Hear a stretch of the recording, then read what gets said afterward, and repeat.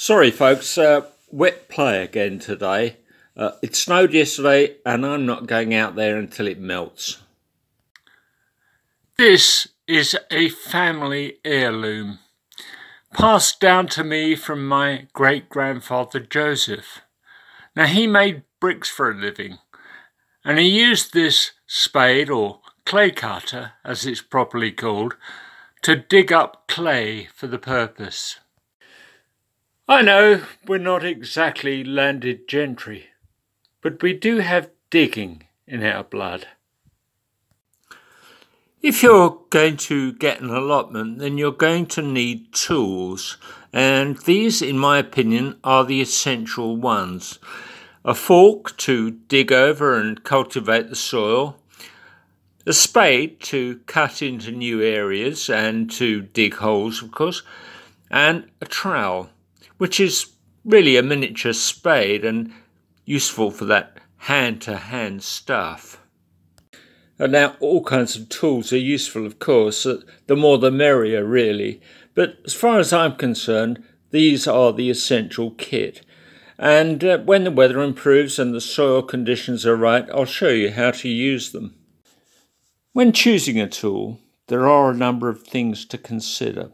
After all, it's got to suit you personally.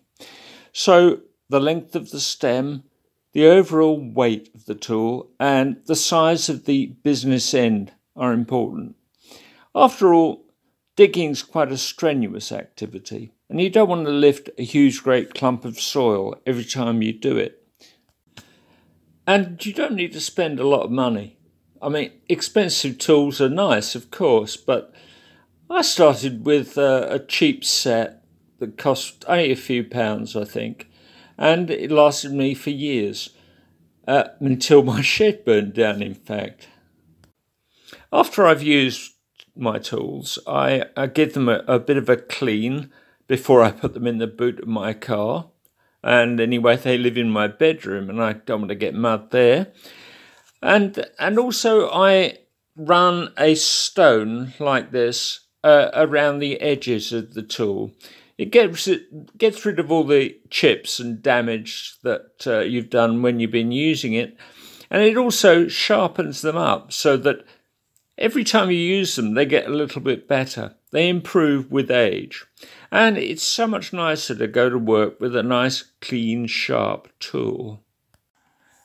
Well, those are the basics, and tomorrow I hope the weather improves and we can go on talking about something more interesting.